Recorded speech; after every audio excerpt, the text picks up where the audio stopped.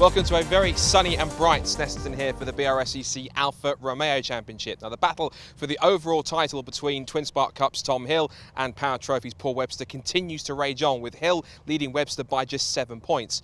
Let's see what they can do in the first race as it's over to Andy McEwan for the grid.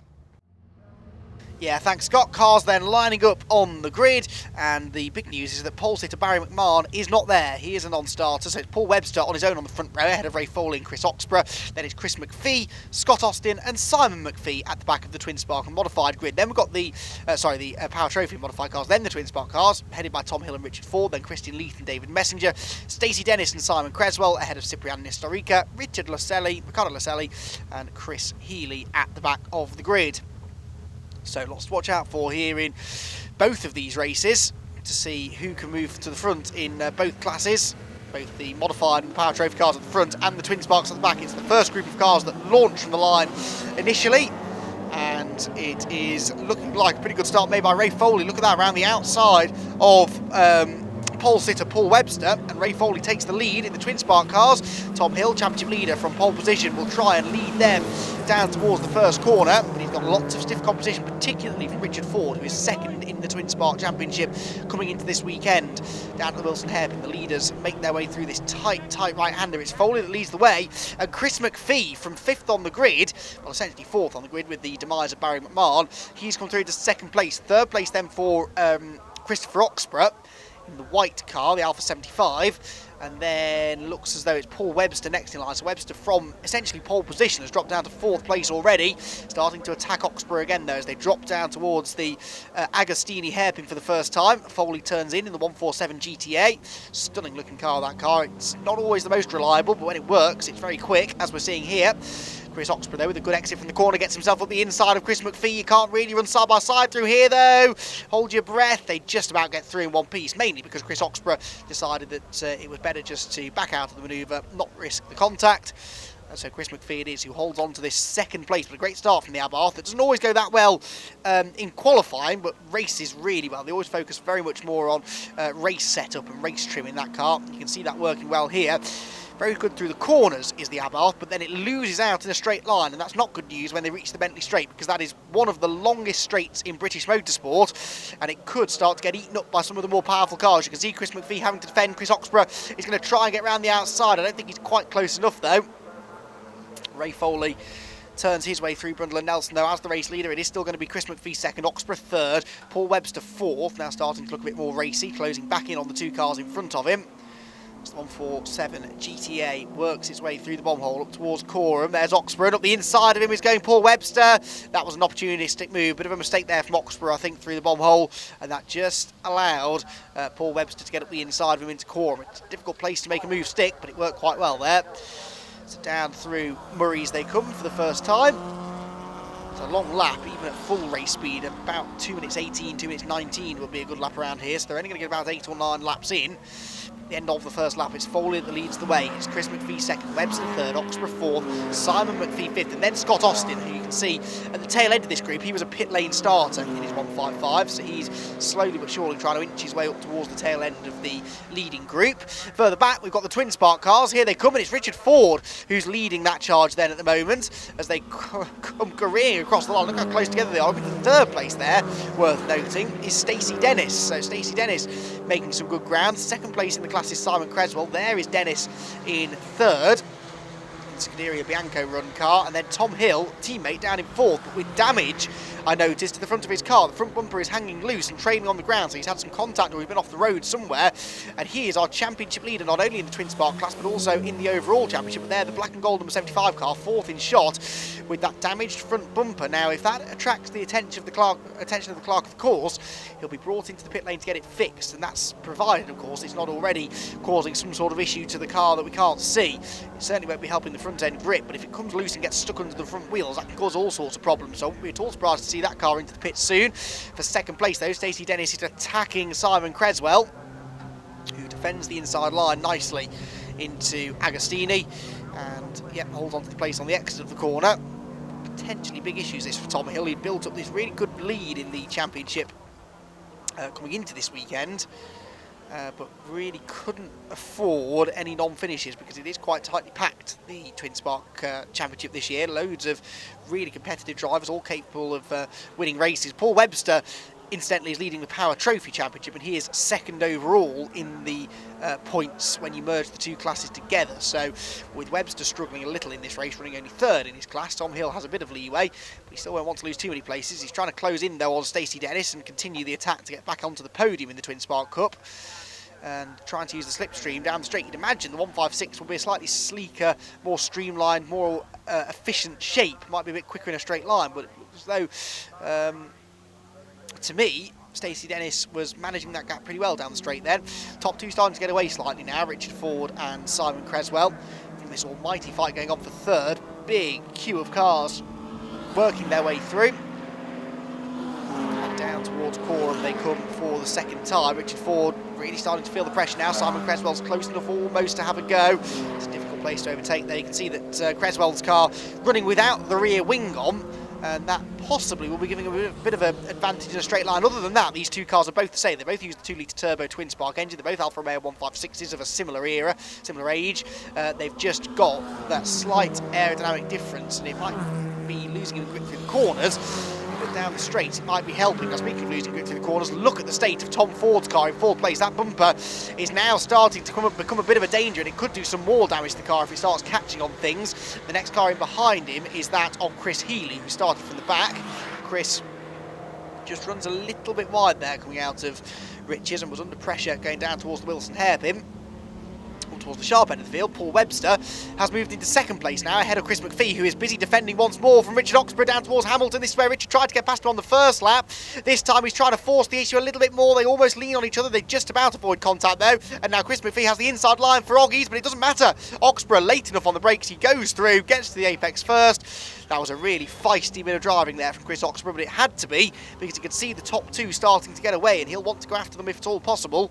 So Chris Oxborough into third now. Chris McPhee starting maybe to show that that car is not at its strongest this weekend. This is not a circuit that particularly suits the Abarth. It's much better at the more tight and technical circuits, Alton Park, Cadwell for example.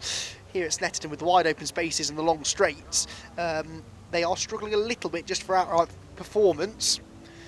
We'll see now whether Chris Oxborough, now that he's released and into third place, whether or not he can go after the leading two. It'd be a fascinating fight if he could, but let's wait and see. Down through the bomb hole he goes, just dabbing the brakes. And then through this long right-hander at Coram. There's Chris McPhee, demoted now to fourth place in the Little Abarth. Which became the first ever non-Alfa Romeo car to win in the BRSCC Alfa Romeo Championship. And of course for this year, for the first time ever, the Abarths are eligible for points as well. So they are a part of the championship. They're owned of course by the Fiat Chrysler group, so it does make sense to allow them to race with us. And then a nice little battle here developing for fifth as well, because Simon McPhee has been caught now by Scott Austin. So Scott Austin in his Alfa Romeo 155 might be about to move himself back into the overall top five before too much longer. He looks a bit quicker at this stage.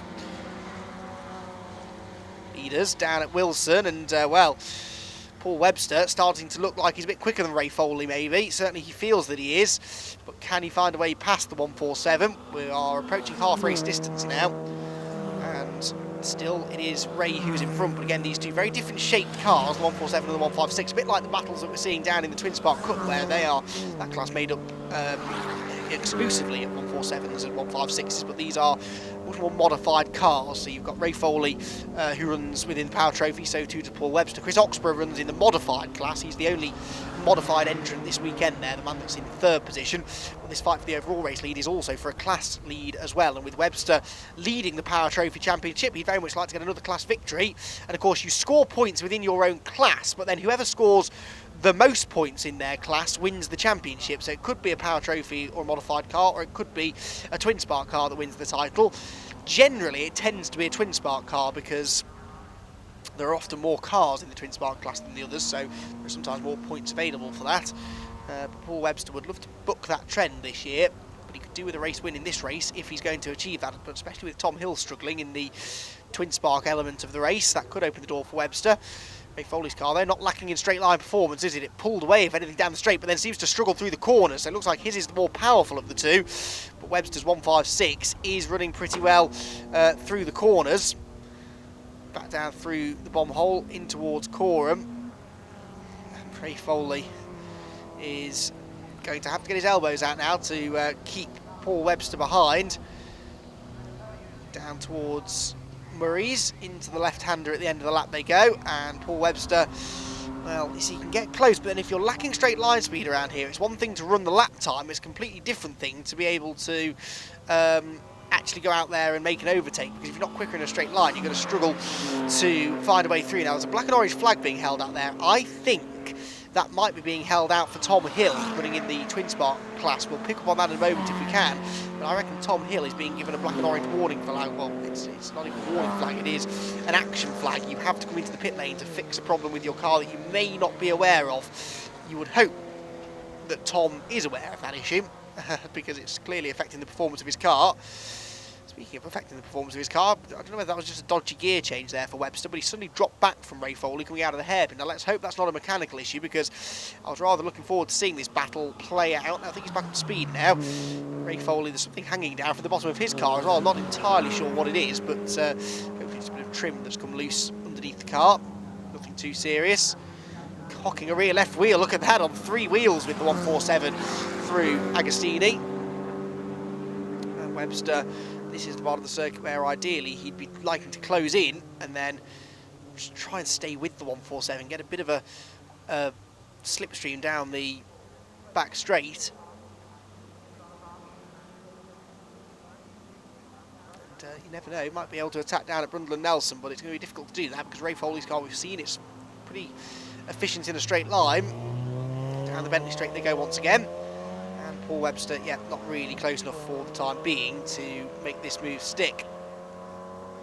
Off into the distance they go, down towards Brundle and Nelson once again, and they turn through the through the left-hander at Brundle, then the right-hand flick at Nelson. Very difficult there, you're braking on a turn there, it's bumpy as well, you're often using some of the curb through the left-hander, which unsettles the car going into the right-hander. Then they're into the bomb hole, and you can really see the compression there in that corner. Through Coram, back down towards Murray's again, and this does seem to be where Webster closes in, but then he gets to Ray Foley, and then we get to a straight, and so Ray is able to pull back away again. But the slightly longer wheelbase 156 is better and a bit more stable through the quick corners. That will help them. Mistake from Ray Foley, he's out on the grass, that's going to hurt his speed down onto the pit straight, and that might negate this straight line speed advantage that Ray Foley's had. Back with the Twin Sparks though for the time being. Richard Ford leading the way, and a big amount of smoke there from second place man Simon Creswell. I feared for a moment that might have been engine smoke. I think he's okay. No, that's engine smoke. That's a problem for Creswell, no doubt about it. And he is about to lose second place and possibly pull into the pit lane to retire. Now let's also hope that's not leaving any fluid down on the track, because that wouldn't be good. Through come some of the other cars running in the Twin Spark Trophy. Headlights flashing there for one car at the back of this group. They work their way through the bomb hole back up towards Coram again, and the car in the middle of that group there, car number 27, is Riccardo Laselli. And then we look back, and there is Tom Hill. Now Tom Hill, I think, has been off somewhere and pulled the rest of that front bumper off. I don't think he's been into the pit lane to get it fixed, although the black and orange flag is no longer being displayed, so possibly he has been into the pit lane, possibly it's just fallen off, and the clerk of the course has decided, well, there's no point bringing him in now, there's nothing left to repair. Side by side there across the start finish line, that's Laselli trying to make a move, as we now follow them back out of Palmer's and along the pit straight, the Bentley straight, sorry. Laselli having made that move now, he's found a way ahead of Chris Healy. He's now starting to fall back into the clutches of Cipriani Historica. And Nelson, they're about to come. The Twin Spark class, as ever, producing some of the closest racing out there on the track. Back through they go, along the short straight towards the bomb hole. And there is Healy in the middle of those three, but it's all just spaced out against line. And you can see again, he's one of the 156s opting not to run with the rear wing. It is optional, it's not part of the regulations. You can run either, just like you can buy a road going version with either the rear wing or without it. Subtle differences to the front end of the car as well. You can see that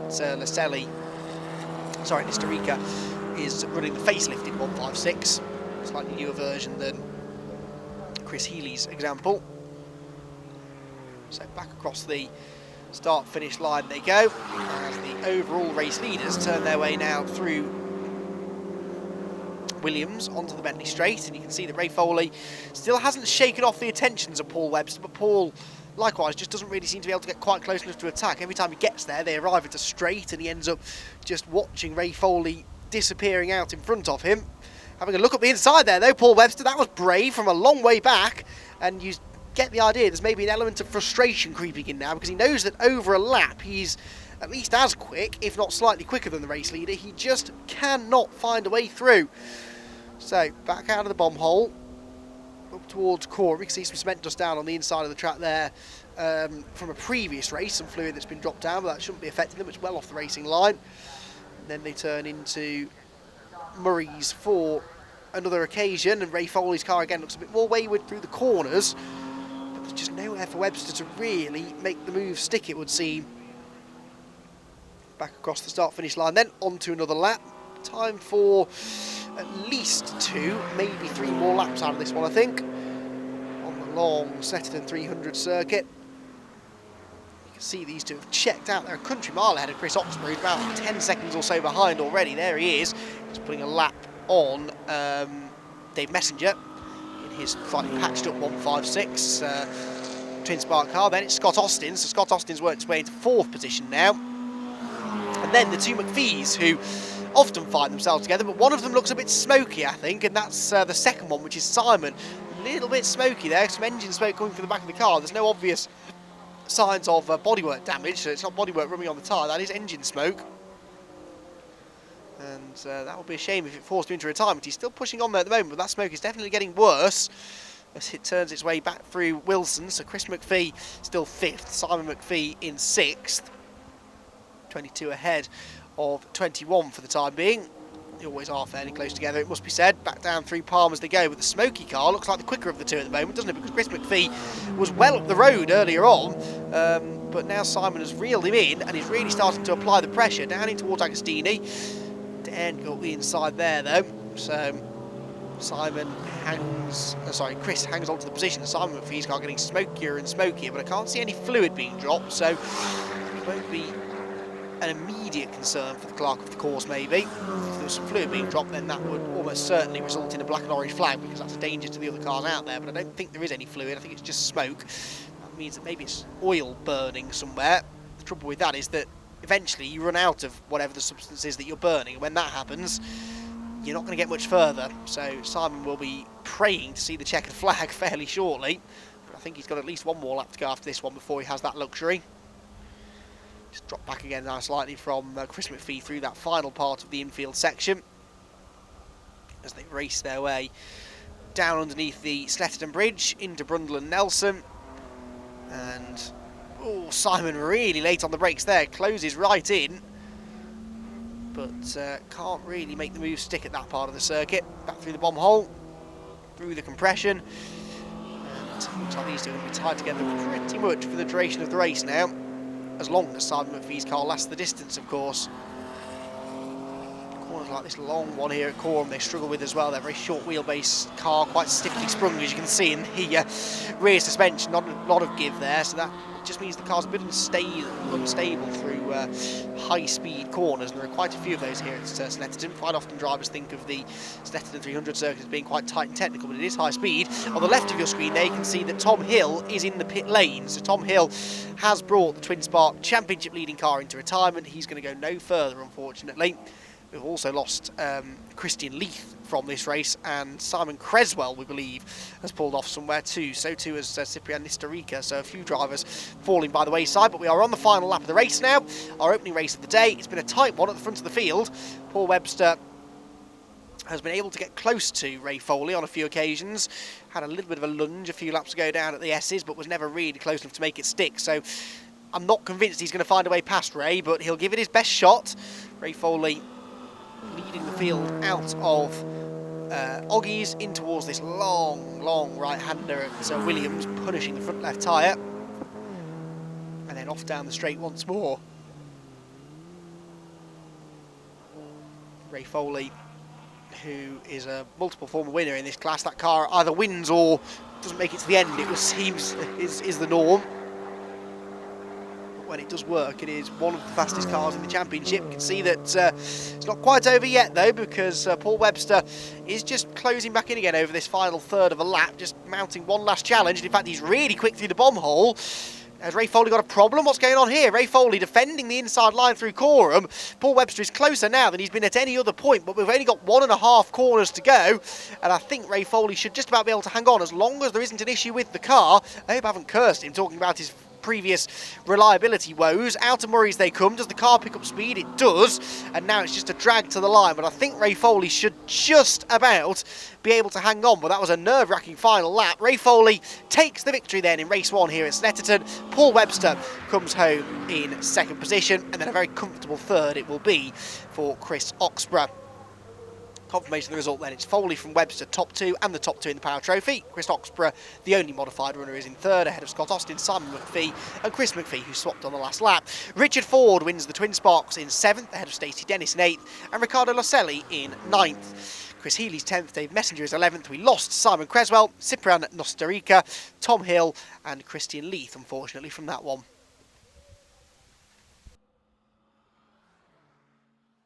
Ray, a brilliant race. It was very close at the end, but you and Paul basically took it right down to the line. Absolutely, yeah. Paul drove a really good race there, and the tyres were going off at the end, so I was just trying to slow things down where I could, and then sort of come out the corners quicker if I could. But it worked in the end, but it was a tough one, and he drove brilliantly. So it was a really good afternoon. Yeah, it was really good. I think that win was a long time coming, wasn't it? It was. I've had a terrible season last year. Finished one race out of the whole season, so. Yeah, pretty made up, to be honest. Are you going to try and do the same for race 2? I'd love to. It'll make it difficult for me, though. I'm quite sure of that. But yeah, it was a very, very good race and very enjoyable. It hasn't been like that for a while, and all of a sudden we had some nice close racing and good stuff, and no contact. Everybody was just all in one bit, and yeah, good stuff. Right, we'll go and enjoy it. We'll see you tomorrow. Thank you. Paul, second place, and you ran Ray right down to the line as well. It was a very close finish, but enjoyable nonetheless. Yeah, really good. We were quite close out there. He was quicker down the straights, got a little bit more power than me, and then catching up with him in the corners, but never quite got near him. He drove a very good race, didn't make many mistakes, and a couple that he did, I couldn't get the inside of him, so he did really well. Well done to Ray. Of course, that's more crucial points in the Power Trophy, but also overall, because Tom finished off the podium in the Twin Sparks, so that could be a pretty key result. Yeah, it could be. I was a bit worried coming into this week, so I had a bad sessions at Cadwell, gearbox broke and everything, but Richard Drake Motors did a good job on the car, got it back racing again, and it's going really well, so I'm really pleased. So hopefully I might be leapfrogging Tom. How's it looking for race 2? It's hot. I think all the cars are suffering. Tyres don't like it, but we'll see how it goes. If I can get in front of Ray, I might be able to stay there, but he did well, so good luck to him for the second race. Well done. We'll see you next time. Thank you. Chris, a slightly lonely race, but even so, you got the points done and you managed to bank them for the modified class, so a great job all round. Yeah, I mean, it was a little bit more less lonely at the beginning, but it was good, and the car survives. I mean, it doesn't really, although it's fast, it doesn't really like Snetterton because it puts a lot of strain on the engine, and it was running very hot at the end. So fingers crossed it'll be all right for tomorrow. And you're hoping to try and keep these two a bit more in sight? Well, despite being modified, the power is roughly the same. So power to weight is roughly the same. With the rear-wheel drive, it's better off the line, but then I lose some on the infields. But we'll see. Good stuff. We'll see you next. Thank you.